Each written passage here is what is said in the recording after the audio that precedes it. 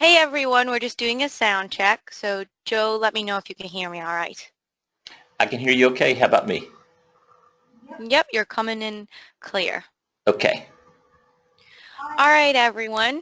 Welcome to Q&A with Joe McNamee. Now to ask your questions, you would just raise your hand and then I would unmute you and I'll let you know and then you can ask your questions. Or you can type them into the question box, but we'd really prefer you to use your microphone because it's a lot easier. So let's get started. Here's Joe.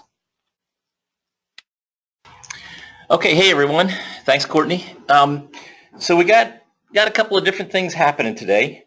So yeah, if you would go ahead and have her come on in. All right. So we got a few different things happening today on this one.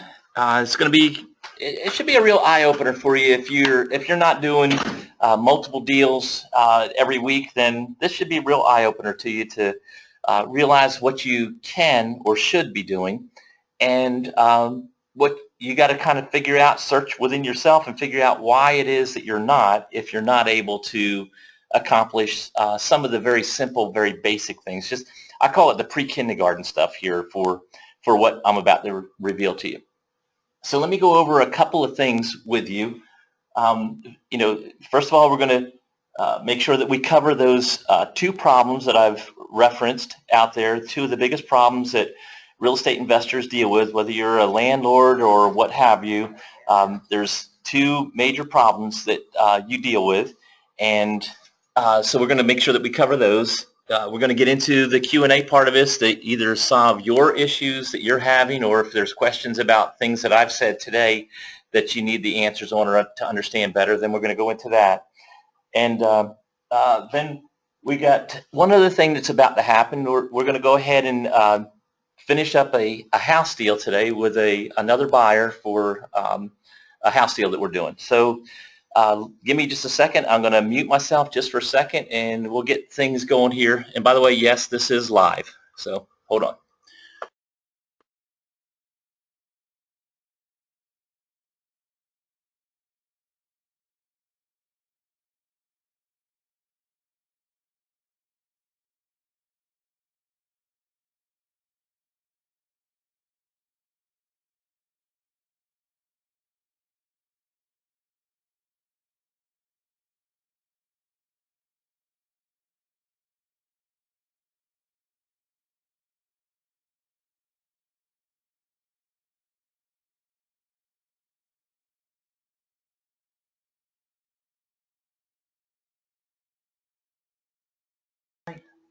Yeah, today's the 29th. Okay, all right, everyone. So we're back, and what I have here is, I'm not going to say any last names, but I have Sandra. Say, hey, Sandra. Hi.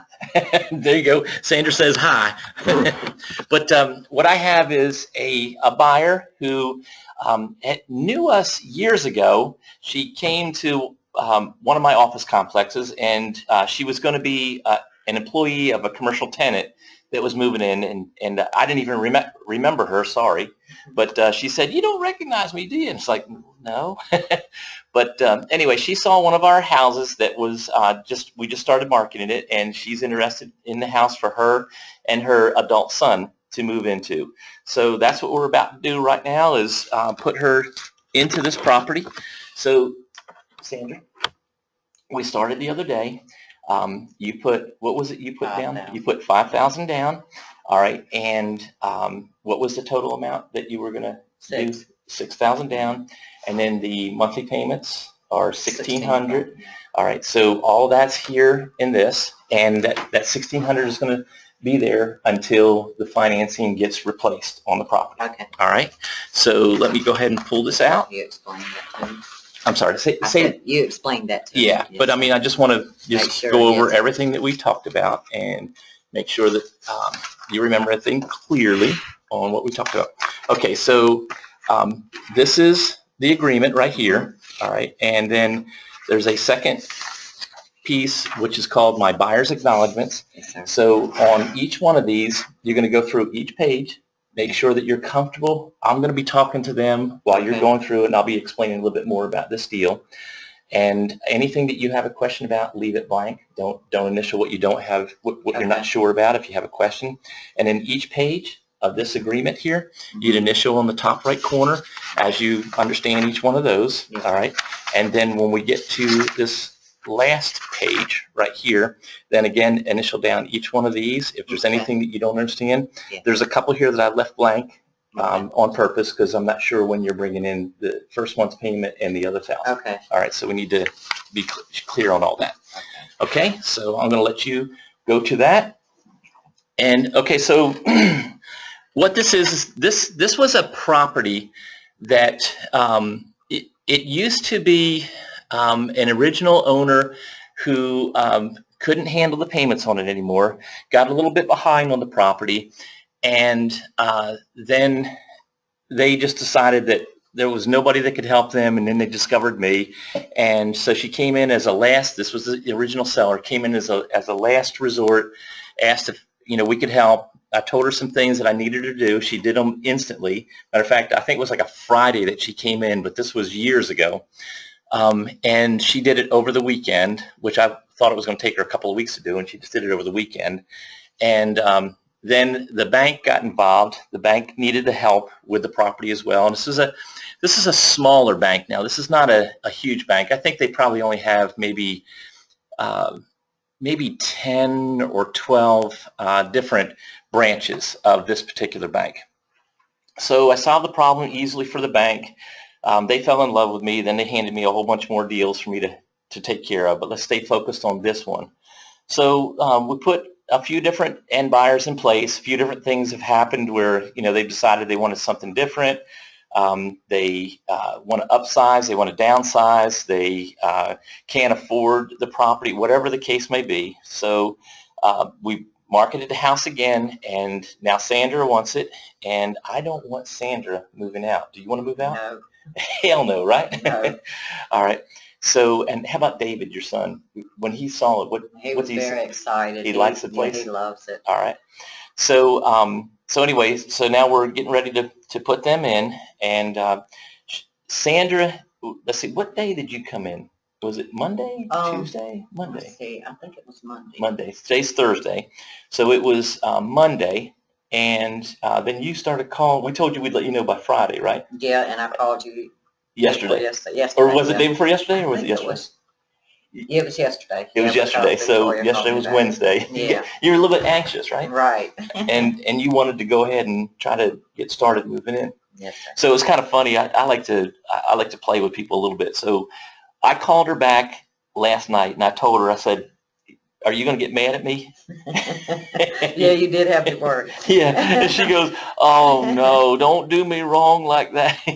I said, "Well, yeah, I'm sorry, but I'm going to give you a whole bunch of work to do this weekend." And so then she changed everything. It's like, yeah.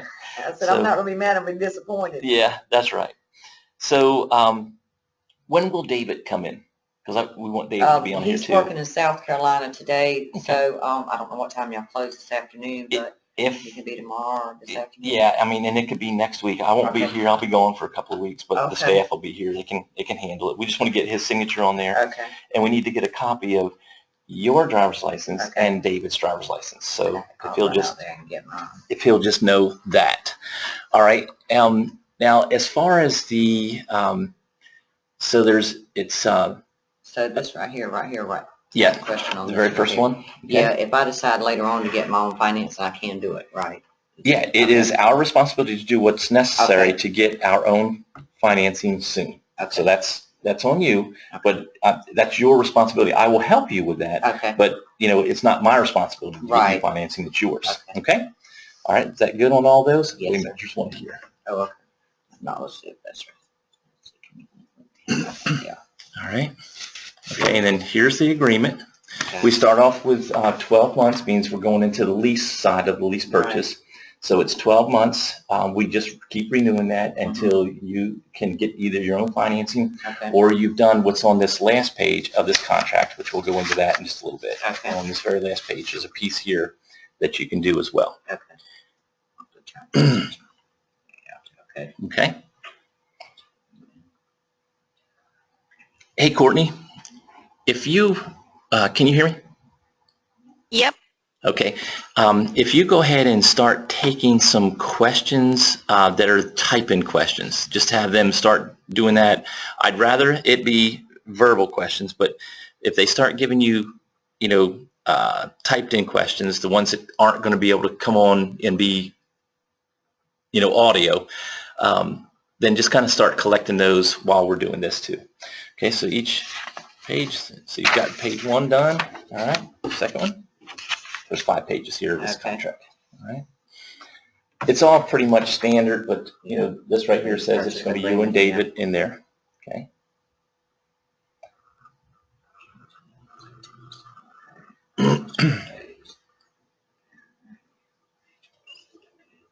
Don't let me forget to ask you. I just need to sign it right here. Just hit the initial top right corner on each one of these. About where I go to get water.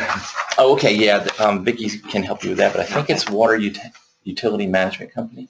All right. Now this one here, initial here, and then where it's asking for a number 10 initials, this is letting you know that the property, the dwelling, has insurance on it, but any of your personal belongings you put in there, we're not insuring that, so that's up to you if you want to get some sort of, just right there, and then Dave will initial the other one. So like if you have a camera, if you have a computer, whatever, jewelry, renter's insurance. Yeah, so you get your own coverage for that. Okay, and then once this property transfers, the deed transfers, then some of that stuff may be covered under your homeowner's policy, but right now it's not covered under someone else's homeowner's policy. All right. Okay. Now this one here, read those two out loud. Payments will remain $1,600 per month until the financing of the property has been replaced. The new payments will be between $12 and $14 per month. We are aware that another investor is currently applying to buy finance this property for the purpose of continuing the deal. So it's not just me, but there's someone else that's involved in this also. So you would initial here and then leave room for David so that he next to each one of those. Okay. All right. All right. And then hit that top corner again. All right. Then this is all the stuff that we've talked about. I've left, let's see, I've left this part blank right here. Okay. When is it you're going to bring in the rest of the down payment? And that'll be the 3rd. The 3rd. 3rd is when I'll bring in the down payment. That'll be Monday. And guess what? We're closed on the 3rd and the 4th. No. But you can come in on Wednesday with that. But I'm going to let you move in beforehand. Okay. All right. I still just need you to do the right thing and come in on Wednesday. Oh, I will. I know you will. All right. So so I'm going to put on here that you brought in a total of $6,000 down. Right. All right. Okay. All right. So I'll put that. Let me go ahead and take that. Yeah, because I told her I can either call it in with my debit card on the 3rd or just bring cash because I don't deal with check. And so you can either bring in cash on Wednesday or you can just go ahead and call it in on Wednesday, and either Christy or Courtney can take that and handle it. Courtney, are you going to be here on the 5th? Yes. Okay. I should be. I knew you were out of town, but and you want to start this tomorrow, right? Yeah. You want to move in tomorrow? Yeah. So that would be the 30th of June. Okay. And the rent's due, the lease amount's due on what day?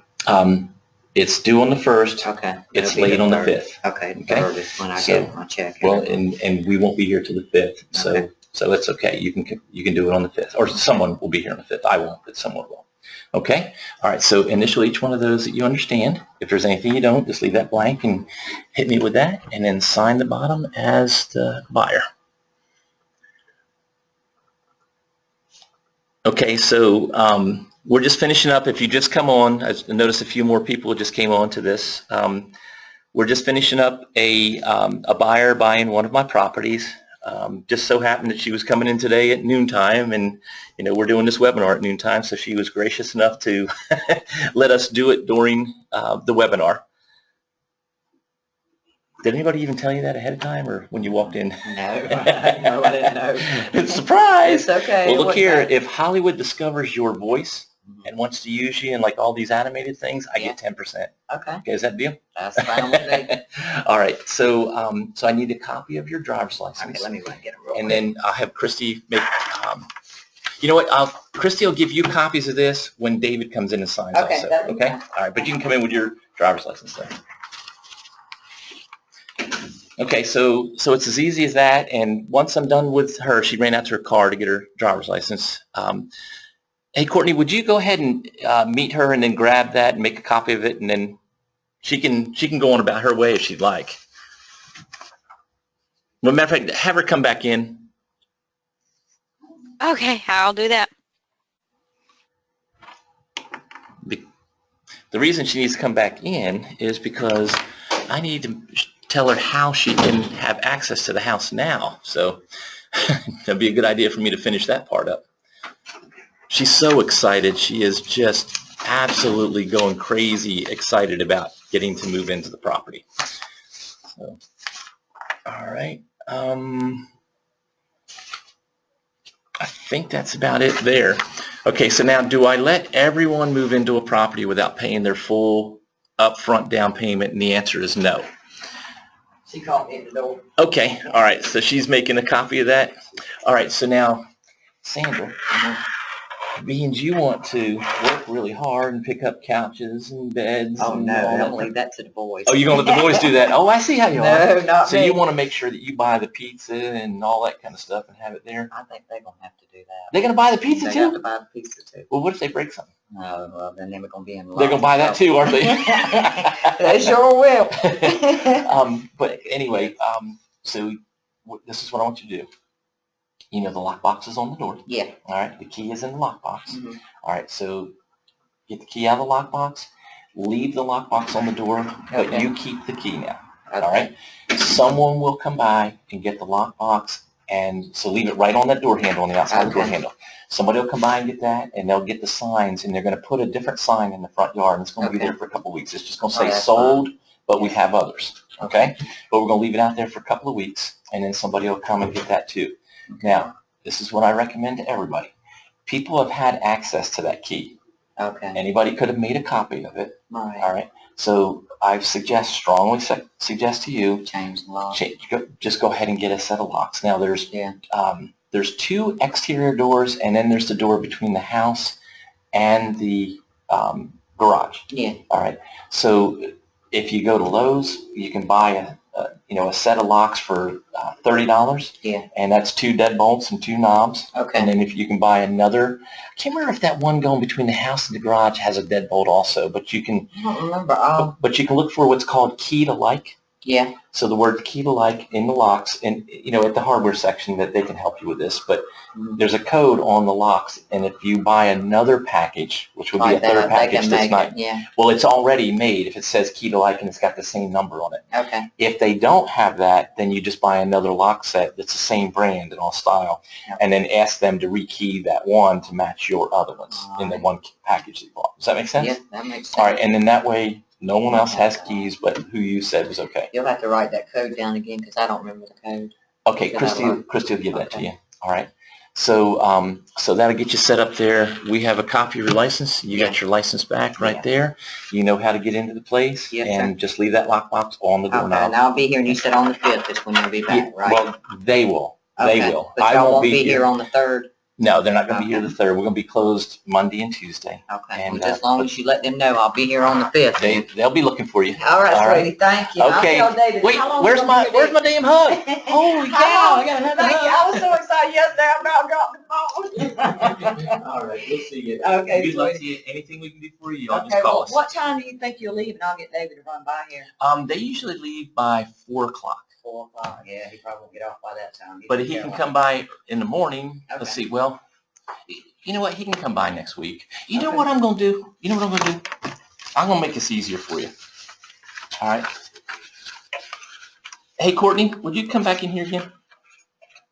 She is a cutie. Is that your daughter? No, no, Oh, no, okay. no. She's actually the daughter of one of my buyers in one of my Oh. properties. So I always try to put people to work that are in my properties. So that's who she is. Make a copy of all of this. Give it to her. Make 2 copies. Give her 2 copies. I keep the original. 2 Mhm. copies. You take one of the copies and have David sign it. Okay. All right. And then drop bring that it back. back off along with a copy of his driver's All right, license. I will And do there's it. a drop slot in our door, so if it's after hours, no big I'll deal. put it in yellow. So you don't have to worry about David coming in here. He needs to initial everywhere you did and sign where you did. Okay. And then on Wednesday when you come in, then Thursday. on, You said Thursday, didn't you? no, Wait a Wednesday. minute. Wednesday, yeah. Okay, yeah, because the 4th is Thursday, it's Tuesday. Tuesday. Okay, Right, I so got it. Wednesday. Wednesday. Yeah. All right, sweet. Okay, Thank you. all right, see you now. Bye-bye. Okay, so we're done with that one.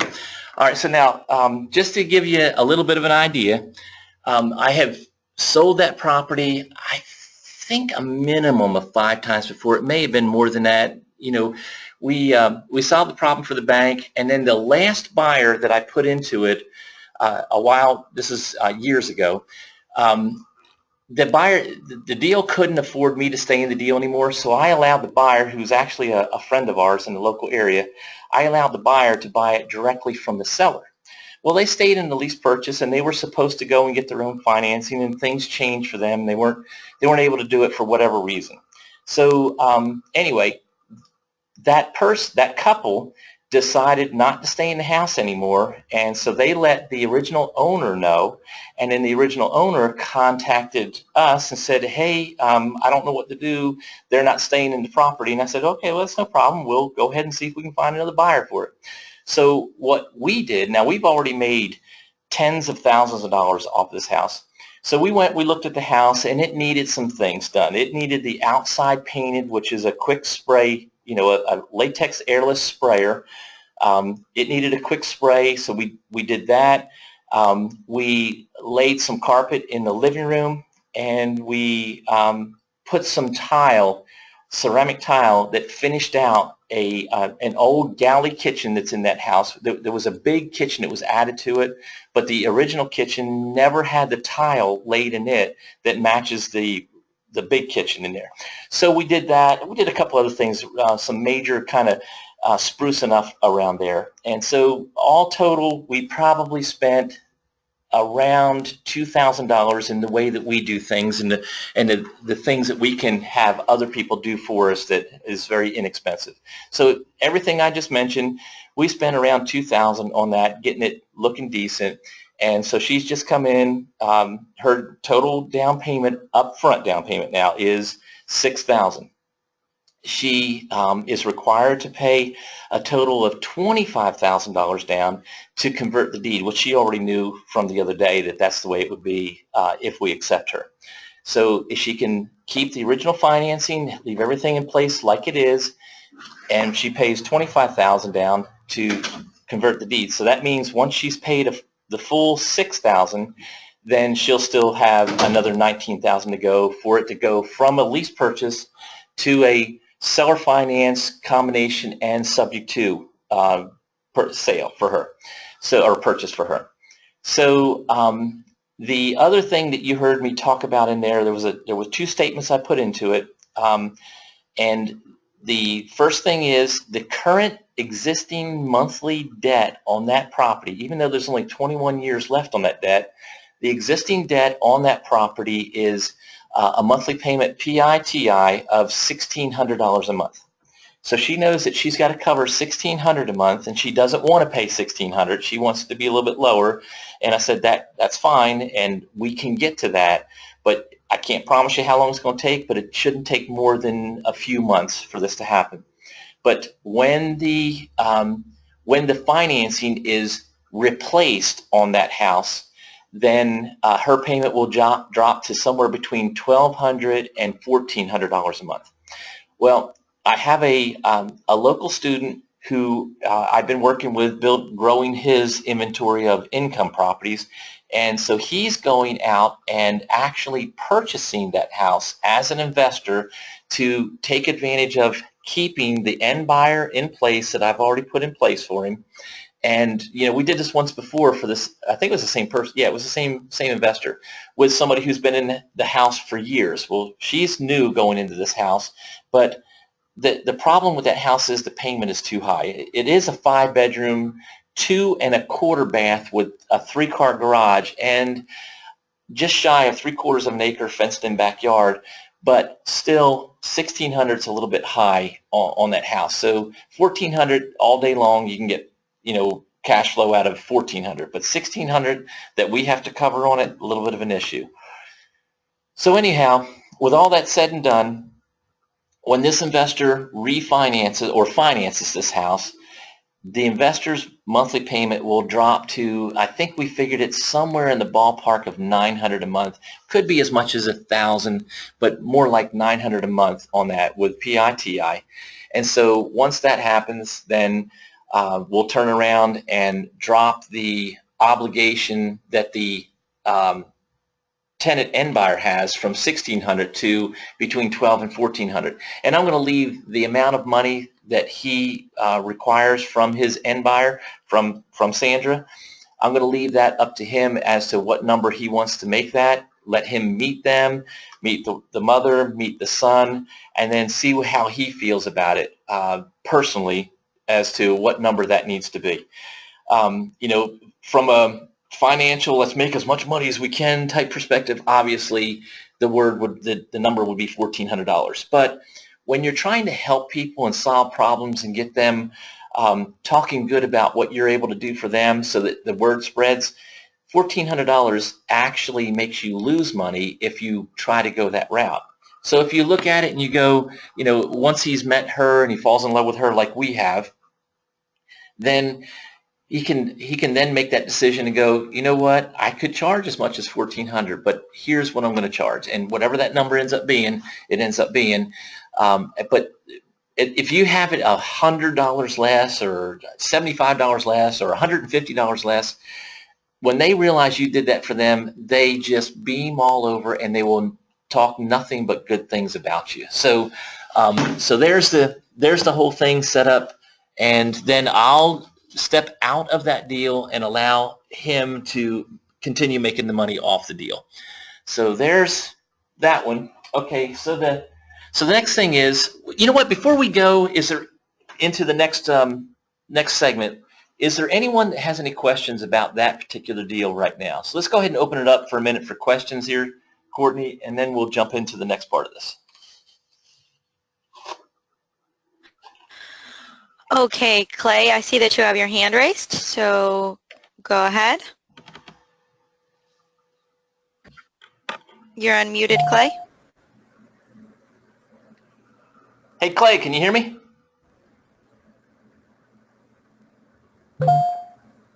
Clay, can you hear me? All right, I'm not getting anything from Clay. Can you still hear me, Clay? All right. I can hear you. I just unraised your hand, Clay, so if you decide you or fix your computer, just raise your hand again. Okay, Roy, you're unmuted. Go ahead. Hey, Joe, it's Roy. Hey, Roy. How are you today? I'm doing pretty good. How about you? Doing great, doing great. Okay, so I have a couple questions on this deal. All right, so the first question I want you to ask me is, how much did that house cost me in the beginning? Okay, how much did that house cost you in the beginning? Not even $10. Roy, I'm really happy that you asked me that question because I would love to answer it. Yeah, I didn't even pay $1 for it. And you've done this 5 times now with this house? Sure. Yeah, the record house that I have right this minute of reselling the same house, I think we're at 15 times now.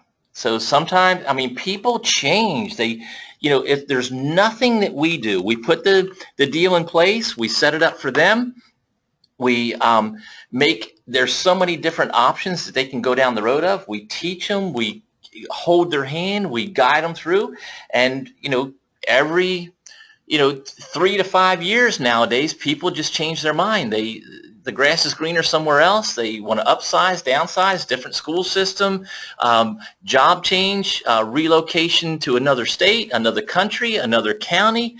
All kinds of things happens. And, first thing people go, 15 times, there must be something wrong with the house. No, there's not, but the bottom line is that, this is a normal part of the business, and people change their minds. It used to be 5 to 7 years people were, either refinancing or relocating, starting with another house all over again.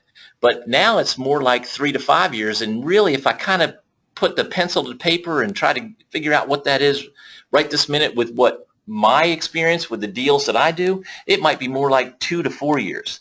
So anyhow, so it cost me nothing.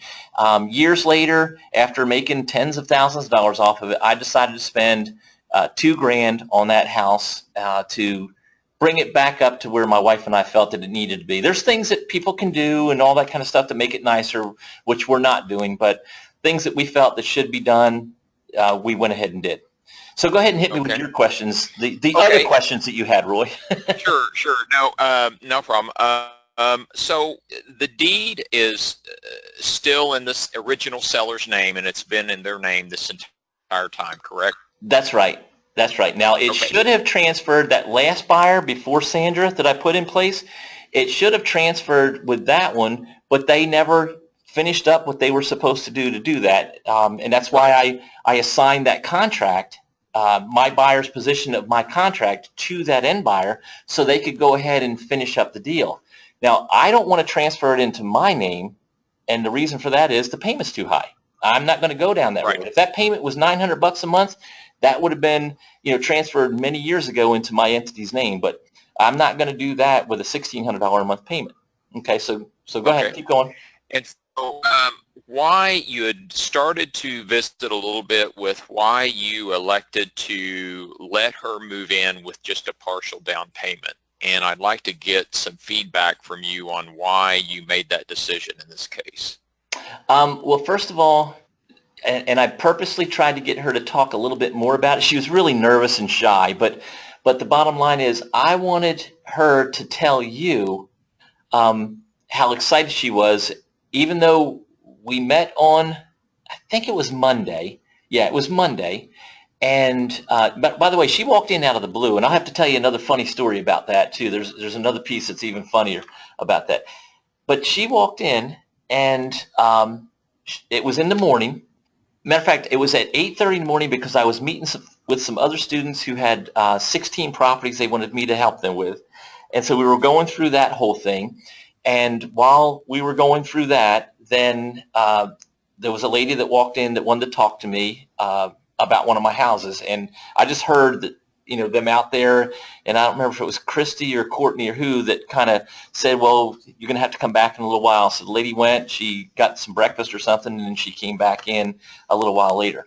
But anyhow, when she came in, that was Monday. We told her it would be Friday before we could let her know. Wednesday, she's calling, nervous, anxious, wanting to find out, so excited, and she paid us that Monday. She handed us $5,000 cash right there on the spot. Now, how much has the house cost me thus far since first day I ever got involved with it? $2,000. Well, $2,000. It didn't even cost me $10 because I never did a $10 agreement on that one. But I've spent $2,000 on it. So, am I okay so far if I only receive $5,000 from her? Am I in okay shape? Yep. Plus, I've made tens of thousands of dollars off of this house. And I always tell everyone, every individual house you're doing, every deal you do is a business by itself. So I want to be in the green with every business. I don't want to ever be in the red. And I certainly don't think it's a good idea to be in the black. I want to be in the green. So with this house deal, instantly I'm in the green, and I've continued to be in the green. And up to today, I'm in the green. And so she's given me $5,000 with the promise of on Wednesday, next Wednesday, there'll be another $1,000, which finishes her down payment to move in, which she didn't know she was going to get to move in before she paid that other $1,000. And then the $1,600 for the 1st of July's payment. So with everything that she's done, she doesn't have a wild lifestyle or anything like that. It's her and it's her 28-year-old son who are going to live in this house, just the two of them. They both work. They make $5,600 a month total monthly income, so $1,600 is not going to be a problem for them. And she's done everything I've asked her to do. So now, can she turn around and turn into, the Wicked Witch of the West? It certainly could be a possibility. But do I feel like that's going to be the case? No, not at all. Okay? Right. Okay. All right. And then I know you talked about bringing in a private investor to then buy this house outright and then lower that payment down a little bit to her, and that you would leave that up to the private investor. So that's just, is that a deal that you offer routinely, or just on select deals, or and I know you told her, hey, when she was signing the papers, you know, getting financing is on you. That's your responsibility. Did you let her know, or did I miss that part where you told her that you know, you're definitely bringing in a private investor and get that payment down? Or Yeah, in the contract where I had her read those two statements out loud, remember I said you Right. read those out loud? She Right. read those statements out loud, and they have, let's see, they've taken the file next door now. I don't have it here anymore, but the thing that I wrote two different things. One was that her payment's going to be $1,600 a month until that financing that's on the current financing, the existing financing, has been replaced with new financing. When the new Right. financing is replaced, her payment is going to drop to somewhere between $1,200 and $1,400 a month. That's statement number one in the contract that we just signed. Statement number two is that there is it says, we are aware, which is there, it's them signing it as the end buyer. We are aware that there is an investor coming in to replace this financing, and the purpose of them coming into this deal is so that they can start performing as me in this deal. So they're taking over the deal. They're not buying it for themselves to move into. They're buying it to keep this end buyer in place as the new investor. I'm the investor. This is the new investor. So she has signed saying that she's aware that it's changing from me to this other person. Got it. Okay. Great. Awesome. Any other questions about it? Nope. I think I'm good on it. I appreciate. I really appreciate that.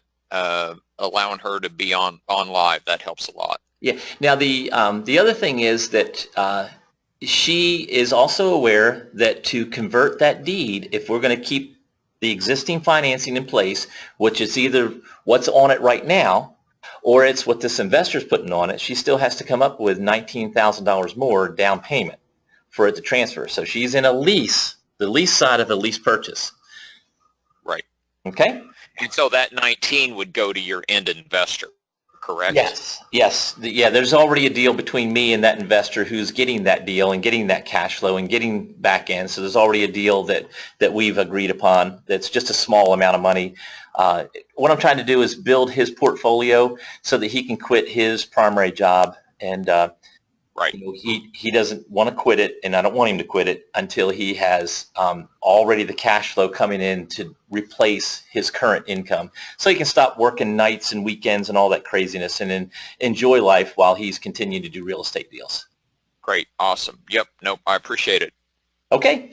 All right. All right. Courtney, any other questions there?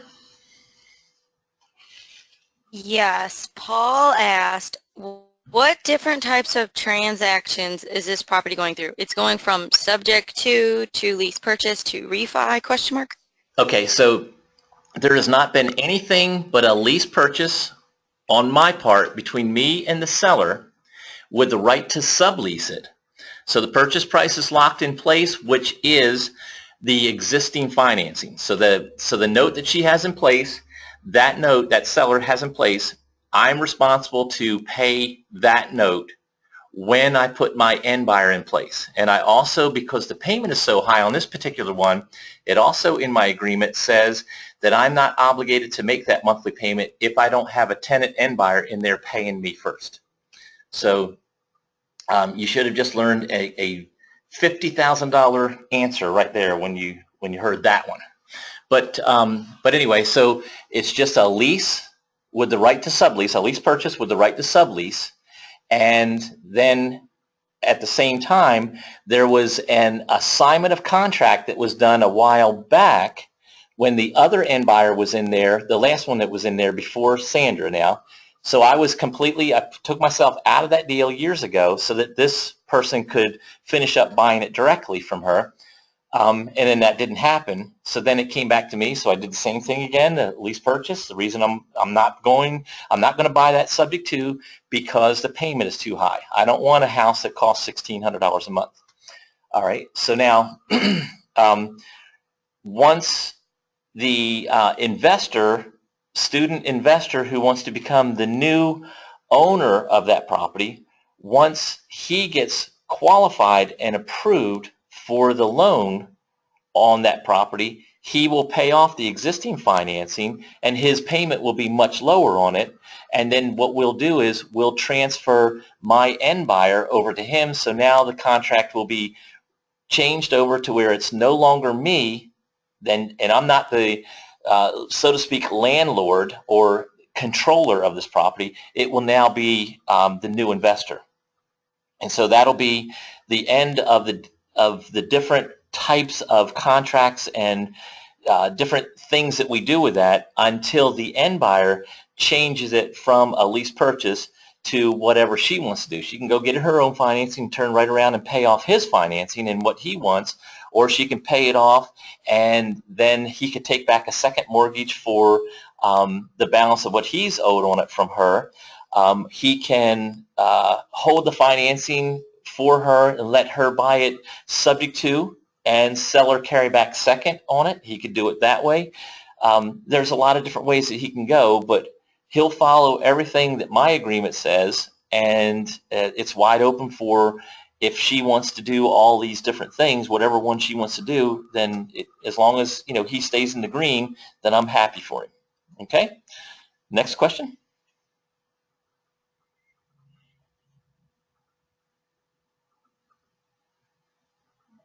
Okay, Paul just added, wow, thanks. Sounds like you have a lot of great contracts work in place. A great contract work in place.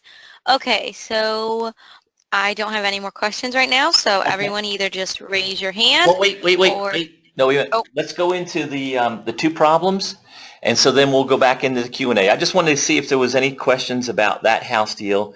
Then we'll go into the two problems, and then if people have, come up with more questions about the house deal or the problems that we discussed that are easy to solve, then we can, then it's wide open for any kind of question. Okay. All right. So so the two problems that most real estate investors struggle with, especially, I get them come into me with 40 years experience, 20 years experience, 2 months experience, and they really don't know how to solve the two major problems. And those two major problems are repairs and vacancies. Whether you're holding financing, whether you're doing lease purchases, whether you're a landlord just wanting to rent properties, and there's times where it makes sense to do that instead of a lease purchase or to sell it with seller financing or what have you, you're going to deal with repair issues at times, and you're going to deal with vacancies at times. In other words, when I say vacancy, it doesn't mean that somebody's not living there. It means that somebody's not, the vacancy that I'm referring to is the check is not showing up. Okay, so let's talk about the repairs first. So right off the bat, I can knock out 80% of the problems when you're in the real estate investing world. I've been doing this for 5 decades, but I can knock out 80% of the problems when I have my tenant end buyers signing, stating that they understand in very clear English that they are responsible for the maintenance and upkeep of the property. It's not me, it's not the original seller or owner, it's them. They are responsible for the maintenance and upkeep. Now, 80% of the time, that covers it. There's 20% of the time it doesn't, and part of that 20 is that they don't know how to or have the funds to do the repairs that might need to be done. So that's a small piece of that 20%. So in that case, your dream team that I talk about in Jumpstart Prime, the dream team is very crucial for you if you don't already have people on your own staff who can do that. Now, my wife and I, we're very used to doing that kind of stuff. We like doing that. A lot of people don't like it or they're scared, but it kind of helps us clear our head. It kind of keeps us humble. It keeps us understanding, you know, the physical labor side of the world, and honest to God, it keeps us younger. It really does. That plus our martial arts that we do, it keeps us younger. So that may not be you, or that might fit you, or you might understand where I'm coming from, or you may not want to do any work at all on properties. I certainly understand that. Then the solution for that, a piece of that 20%, is for you to build a dream team. Now, you heard that buyer asked me, her name is Sandra, she asked me about Courtney. She said, is Courtney your daughter? You were out, Courtney, when she asked me that. But asked if Courtney was my daughter, and I said, no, she actually is the daughter of one of my end buyers.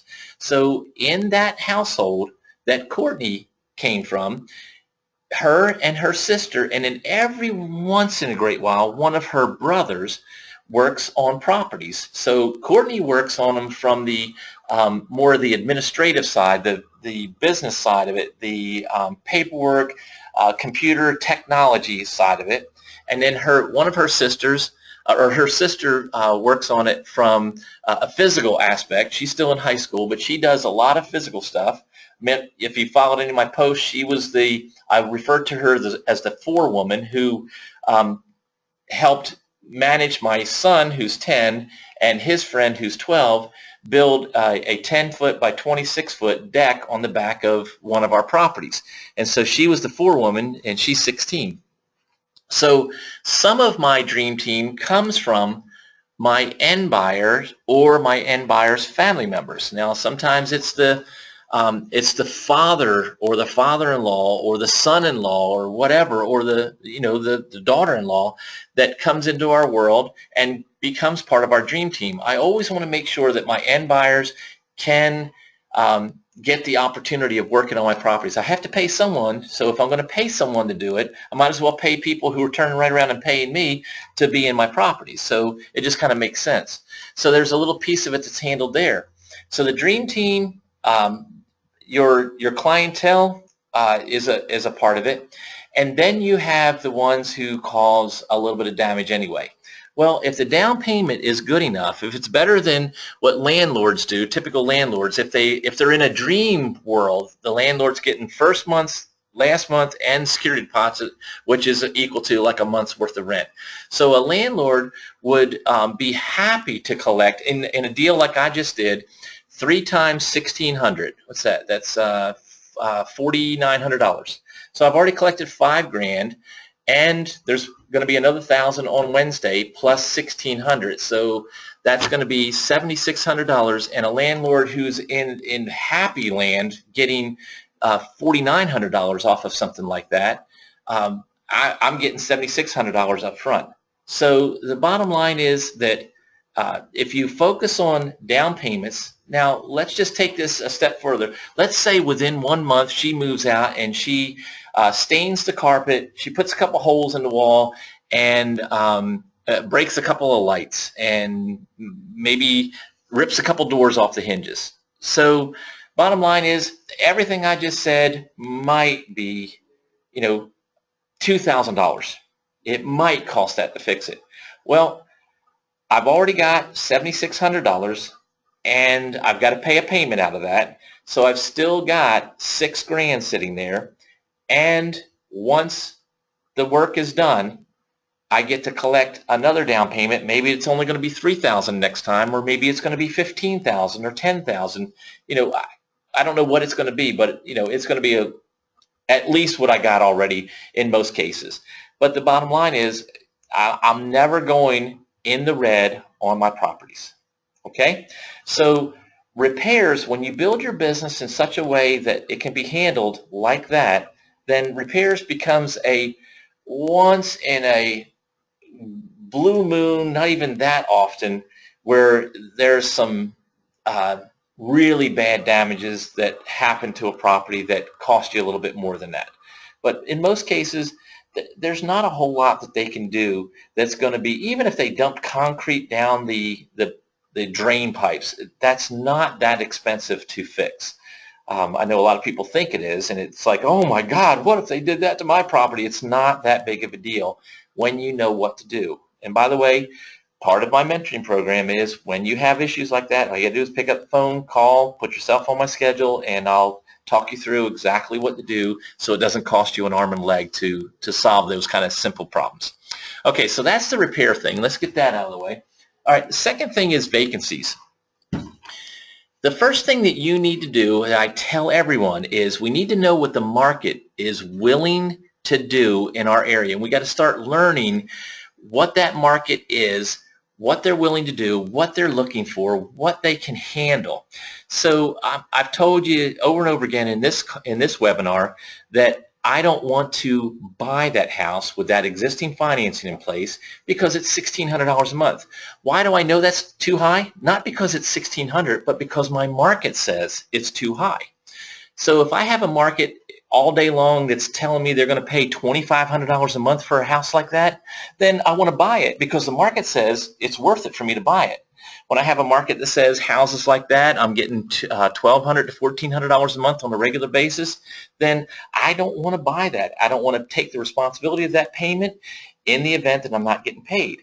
But if I'm building this market, I'm building a list of potential buyers who are sitting there on my list, salivating at the mouth, chomping at the bit, hoping that they get the opportunity to get one of my properties.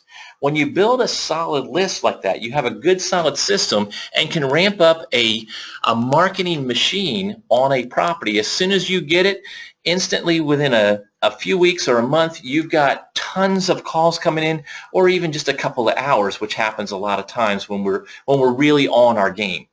But the bottom line is building that list, listening to the market, comprehending where your buyers are sitting at that would love to get the opportunity of that house, and knowing who they are, what they have to work with, and what they want, then vacancy is no big deal whatsoever. Okay. All right, so there's that part of it. So let's go ahead and open it back up for the Q&A thing.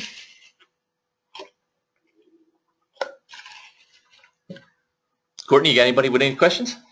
Yes. Okay. Sandra asked, I am not getting anyone even calling. Sellers, hold on, let me just read this so it makes sense. Okay, where is this person at? In the questions box. No, I mean what city? Oh. It depends on where they're at in the world based on how we solve that problem. Francisco. Oh, is this Sandra Phelps? Yes. Oh, okay. All right, so go ahead with the question. Okay. Okay, I think she's not getting any calls because everyone is cashing out the sellers and a lot of the buyers don't have money. So they don't have enough money, they're only renting. And she's having a problem finding, I don't really see a question. She's just saying she's having a lot of problems finding houses because everyone else is getting cashed out. Okay, so I'm real familiar with that area because I had a goofy person really aggravate the crap out of me, and she knows who I'm talking about, with not understanding what I was talking about, thinking that he knew everything about real estate, and saying kind of the same things that she's saying. Well, you know, you can't even negotiate a deal with a seller because before you can get done trying to get them to do something creative with you, somebody's bought the house cash. So the bottom line is this. I spent like maybe 4 hours researching that area, San Francisco Bay. I spent just a little tiny bit of time, and I found a ton of, I think in 2 hours I found 1,400 deals sitting there that was on the foreclosure list for banks in that area. So my point is that if there are a whole bunch of foreclosures sitting there on the bank's books that they've foreclosed on, that they're sitting there stuck with, then the investors in that area have not figured out how to get to those people that lost their properties to foreclosure. If there's people knocking down their doors and buying it, you know, within hours, then how could they possibly be foreclosed on? And the answer is only the ones that the investors see from their tunnel vision are the deals that makes them think that they can't get any house deal before someone else buys it. And the reason for that is investors tend to go after what they think are sweet deals. And it's an easy sweet deal to go after this one that's like, okay, I can get this one for $480,000 and it's worth $620 all day long, and I only got to put $25,000 into it. That's a sweet deal, but every investor is going after that same exact deal. So it's not just investors, but individual homeowners as well, and buyers. So everybody's competing for that same piece of the pie. What I've tried to get people to understand in that area, and I only have one person, and his name is Vance, who understands this in that area, and he's done very well by following what I tell him to do. But the bottom line is you have to understand how to stop going after the same thing that everyone else is going after, and you're competing with them when you don't have deep pockets to compete with them. So what you have to do is you've got to find the ones that no one knows what to do with or how to do it. And there's a large list of them sitting there with those banks that I researched in 2 hours, 1,400 in 2 hours. I remember it to this day. I remember it, and I tried to get that other person to understand this. They had no clue what I was talking about. So the bottom line is this.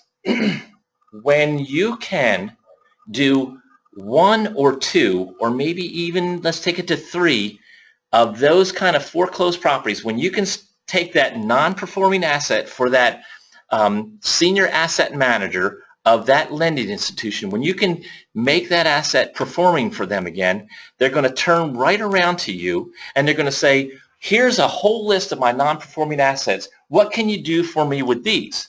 Okay, so now that's the side of getting deals that no one else can compete with you because you know more than they do about what to do with those properties. Now, simultaneously, you've got to start building your own list of end buyers so that then you can solve the bank's problems, so that then the bank says, hey, can you help me with more of these? Now, just as a side note, I have done this so many times with different banks, and they drool all over me and show me every bit of their non-performing assets. And by the way, if a bank gets to more than 10%, if they've got FDIC insurance involved and they get more than 10% non-performing assets, they're scared, seriously scared, because that's when the government regulators can pull their FDIC insurance. And once their insurance is pulled, that's what causes the banks to fold, because people then say, well, if my money's not insured here by the government, I don't want to keep my money here. Now, I have had a few private institutions that are just like regular banks, only they're not government, backed. I've seen non-performing assets as high as 75% of their assets non-performing. They're not worried about FDIC insurance being pulled because they didn't operate that way to begin with. But the bottom line is you've got to build the market of people needing you and what you can do for them.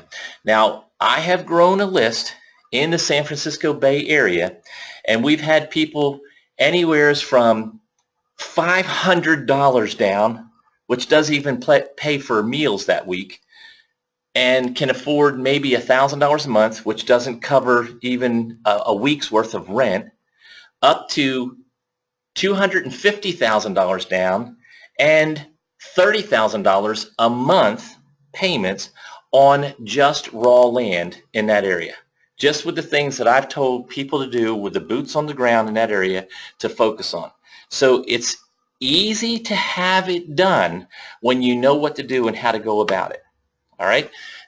It's not something that can be answered in a simple question. It's something, Sandra, you're going to have to spend some time with me for me to help you focus on that and just shake all that other stuff of all these investors that say, oh my gosh, the properties move too fast and we can't beat out the other guy. You're not trying to compete with the other guy, okay? The other guy's going to be like trying to figure out what you're doing because you're doing these deals that they don't know how to do. That's the secret right there. And it's not a big secret. It's just a simple way of life for me in the real estate investing world. So more to follow with you, Sandra. If you work with me and you're ready, we'll go after some stuff like that for you. Okay? Next question. Okay, Roy, I'm gonna unmute you. Go ahead. Okay, it's round 2, Joe. Hey Roy, ask me how Um, much those there was 4 properties that I dealt with one person in San Francisco Bay.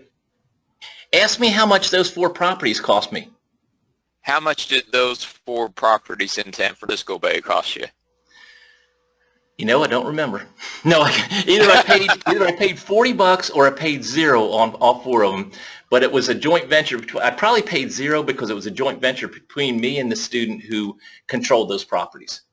And Amazing. so far off of those, these are just dirt. These are building lots, and I think the cheapest one was like $675,000, and then I think there was 1 or 2 of them that was over 1 point something million dollars. The third one was somewhere around 800,000 or 900,000. But anyway, yeah, those were kind of fun. So, and well, there's more to it, but anyway, we don't need to get into all that. So go ahead, Roy, hit me with your question. Okay, so you talked a little bit about payments on when the house is vacant. On the deal that we just completed live, Right. did that from the time that the previous tenant moved out to this gal moving in on, you know, July the 3rd or whatever, was there a vacancy period there where that mortgage was not covered or needed to be addressed? Okay, so the end buyer that I had put in place years ago, when I assigned it over to that end buyer, they made the payments for years.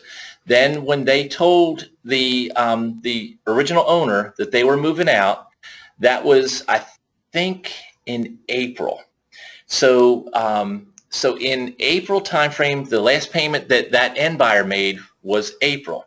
So then when the seller got with me, the first thing I'm doing is, just like it's a brand new deal starting all over again, I'm putting a 90-day option to purchase in place. And you know, we looked at the house first, and then I decided we needed to do some work on it. So we put a 90-day option to purchase in place, and we started marketing it as a coming soon. We did the few things that I said that I wanted done before anybody saw the house. Then we did that. That put us into, I want to say it put us into May. And then we had a whole bunch of traffic, a whole bunch of people interested, but no one could handle the 1,600, which I already knew was going to be an issue on it. So from the 1st of May, the 1st of June, there was no payment being made to the bank. Now, I've already chatted with the bank about this. This happens to be a smaller local bank, same bank that I talked about before, that knows that I'm back involved again. So they're like just waiting for me to do my thing. And so the situation that I believe is going to happen, I know that they'll put one of those payments on the back end. By the way, the seller can't make the payment. They can't afford it. Right. But I know that one payment, the bank has already agreed that they're going to put that on the back end. But now I want them to put 3 payments on the back end, because I want them to put July's on the back end as well. So I'll be chatting with the bank again either this afternoon or tomorrow. Victoria's setting up the appointment for me. So I'm going to change what's going on there so that those payments are put on the back end if I can. If I can't, I have down payment money that I could catch up the payments on, right? I don't have anything left in my pocket from it, but bottom line is it's okay. It's not gonna hurt me at all to do this. But what I want to do is get the bank to put those payments, tack them on the back end, so that then it doesn't affect anything with me. And when the whole thing cashes out, those will get paid off as well. Also, one thing I didn't tell you is I'm having the investor go through the bank who has the note on that property, go through that same bank to get the loan to replace that financing on that house. So they're well aware of all the different things I'm doing, and they just love it, you know, because nobody else can do that kind of stuff. You know, there's nothing hard about it. And I'm not telling you I'm the only guy that can do this, but I'm the only guy that does do this. And a lot of people just can't put these moving parts together. But they're just, I mean, this is like, to me, it's like just standing outside and counting 3 cars go by, and it's as easy as that to me to do this. So. Right. But anyway, so well, the bottom line, yeah, the bank, if the bank, if it wasn't for you, the bank would have this problem to deal with 100% on their own dime. So Yeah, six months to a year from now. right. Yeah. Right. So, Yep. but all that time they won't have payments or anything, and then they're like, oh hell, they could try to do a short sale, but that's going to be a while, and all that kind of stuff. And then there's the possibility of damages and all that kind of stuff happening. They're going to have the maintain the property. And right now it's Georgia and it's been raining a lot, so the grass will get knee high to a grasshopper in a matter of 3 weeks in this season. So they would constantly be trying to do something with this, and they really can't do any of that until they own the property. So then they can't foreclose right away. They got to do the advertising. They got to pay the legal fees and all that kind of stuff. So it's in their best interest to just let me do what I'm doing and go about fixing the problem like I did for them. Gosh, it was probably 6 years ago. So okay, awesome. All right, next question.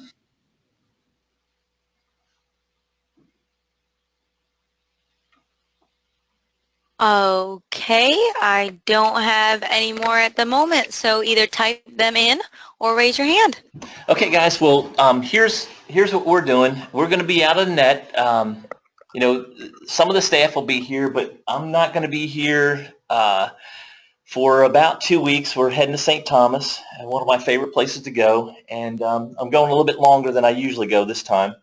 And the thing I want to tell you is, when I come back, which will be, I don't know, 14th, 15th, 16th of July, somewhere in there, there's going to be a couple of weeks that I'm going to put some things in place. I'm just going to start from scratch, put a few things in place to try to set up some deals that's going to happen in the live event that's happening the 2nd through the 5th of August. Is that right, Courtney, 2nd through the 5th?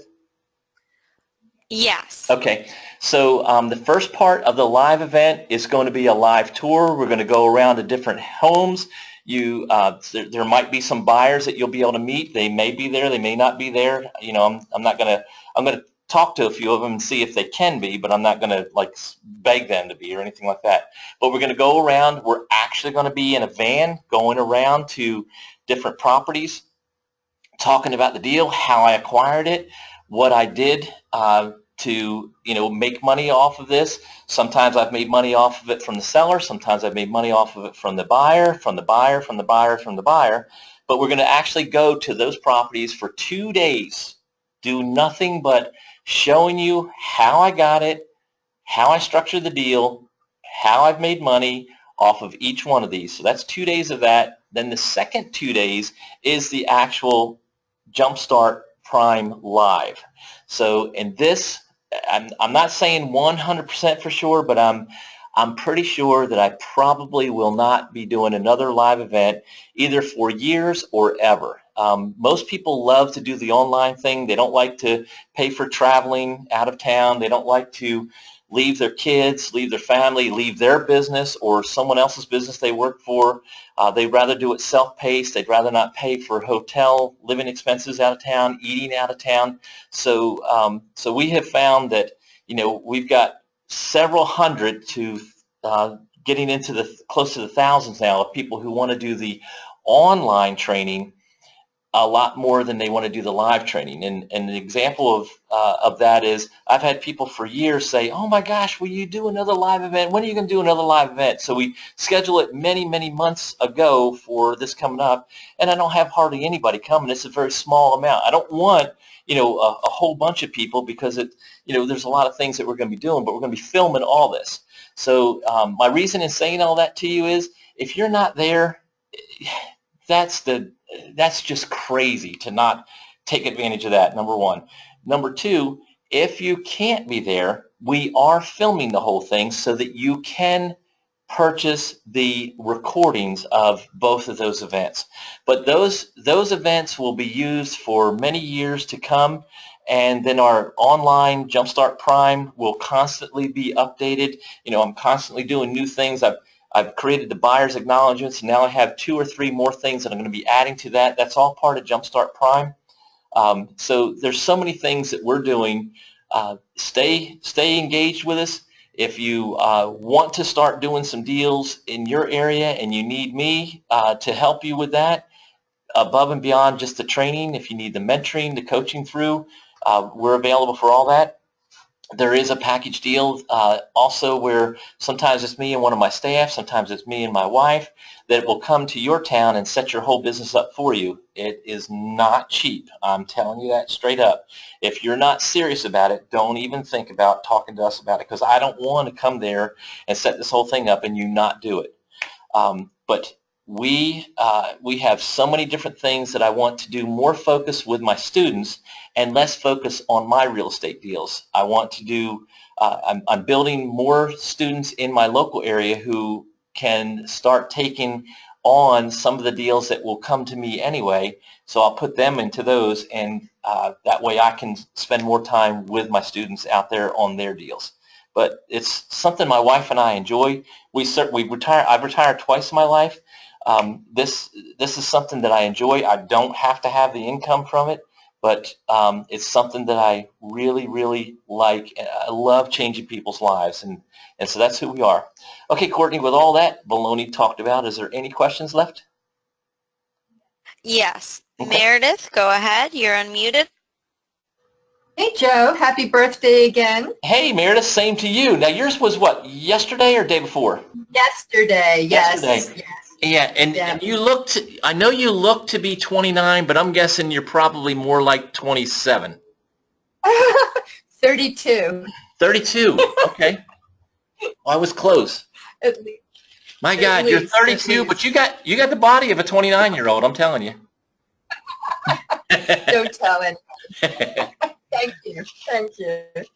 So what So, can I Joe, do for you, Meredith? So this is the real life situation of my lease purchase property, and my tenant, who was supposed to send me my a letter to me on May 31st stating whether he was going to exercise his option or not, did not exercise his option, has not contacted me, and I just sent a letter to the tenant saying, you have not exercised anything, you haven't, spoken with me or communicated. Now, wait a minute. You're asking, they're already in one of your properties and they're paying monthly, is that right? Yes, they are. And what they're not doing is exercising their right to go ahead and buy this, right? He did not send a letter. He sent me text messages saying we should sit down. And then I'm like, okay, when do you want to sit down? And that never happened. But he's still paying you monthly? He still is paying me monthly, yes. And you're getting some good cash flow out of it? Yes. Okay. All right. So I never try to force that on them. The option is put there, but I don't try to force that on them. Of course. Now the lease is up July 31st. Okay. So they now can either I'm be month asking, to month, or you can redo the lease. okay. So I want to redo the lease. Just totally redo it?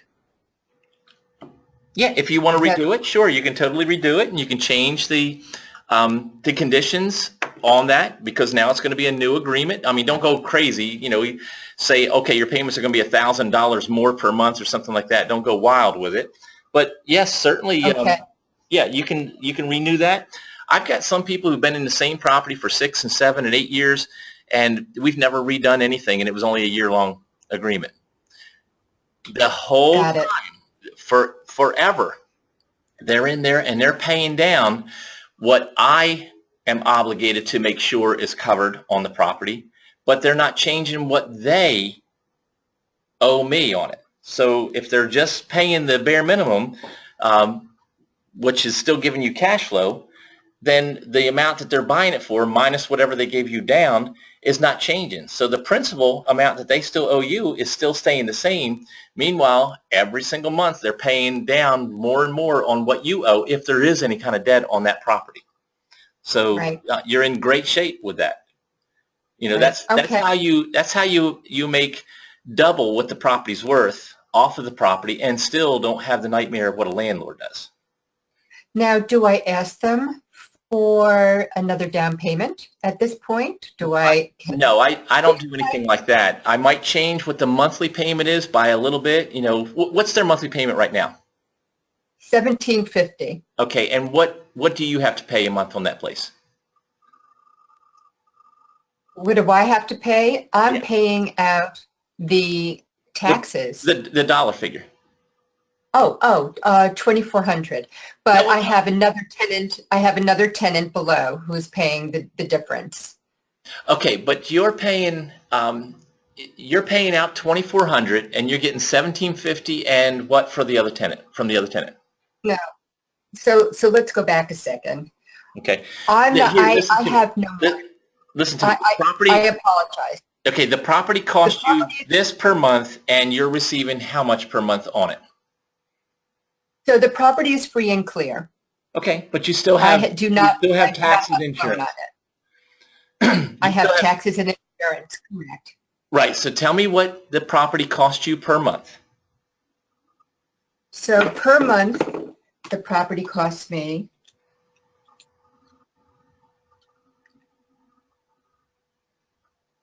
$1,000, Okay, and you're getting 1,750 from one tenant and how much from the other? 700. Okay, so you're making 2,450 off of it and you got 1,000 going out, so you got 1,450 cash flow a month on that. Correct. Okay, so my reason was not to look at the cash flow, but to look at what the dollar figure is. So a realistic number for somebody who's paying $1,750, I might change their monthly payment to $1,875 or $1,925 or something like that when I redo a contract with them. Okay. If I leave it $1,750, that's okay, especially with your case because you got great cash flow.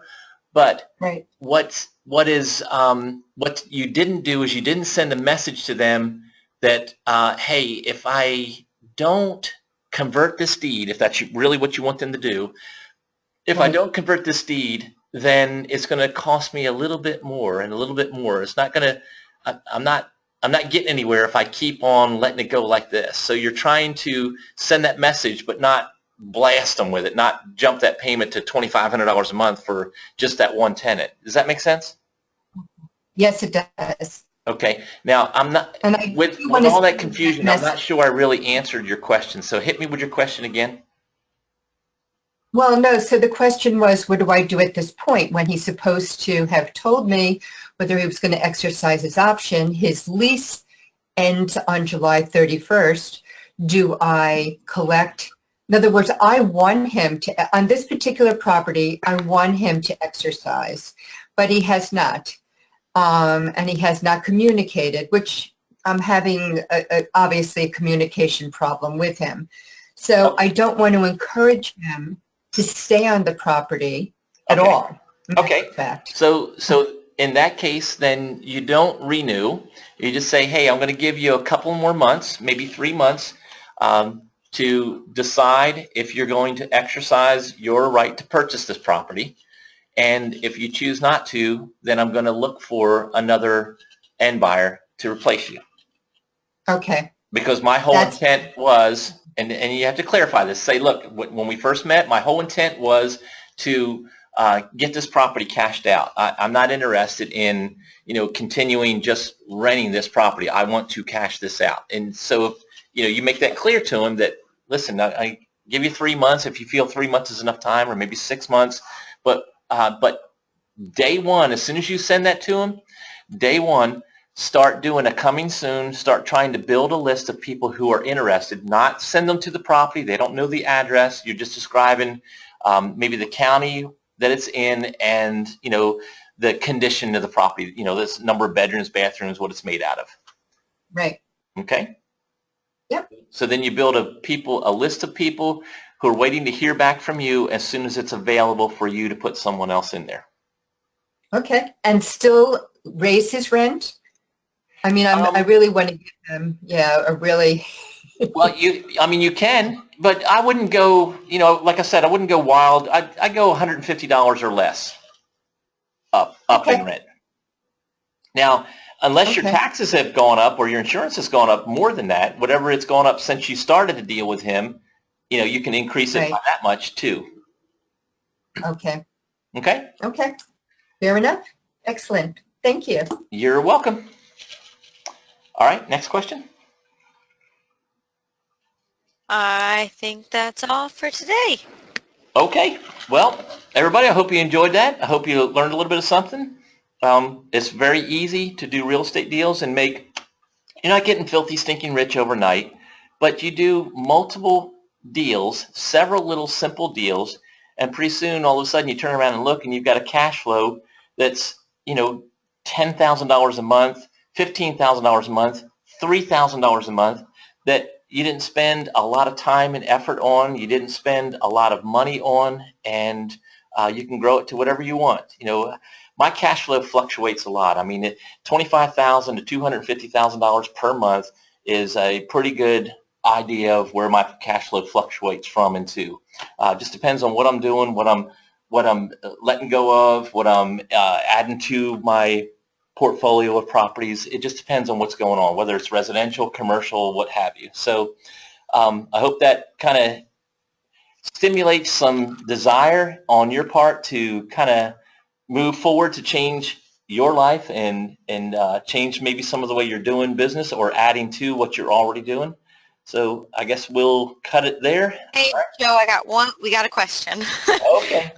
Now look, All I'm right. on the plane pretty soon, so you're not going to stop me from leaving, but go ahead. Okay, Donald, I see that you're on a phone, so I don't know how it works that well, so you need to unmute yourself. Right. It says you can't be unmuted until you enter their PIN. It says I sent you the PIN. I know we had this issue before with somebody a while back that was on an iPhone. Mm-hmm.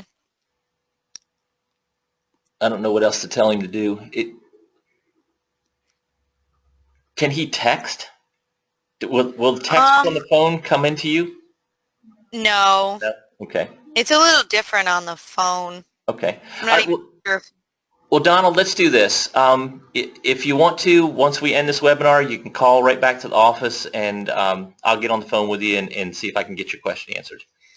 Okay, is there anybody else, Courtney? Nope. Okay. All right, everybody. Y'all have a good time now. See you. Bye.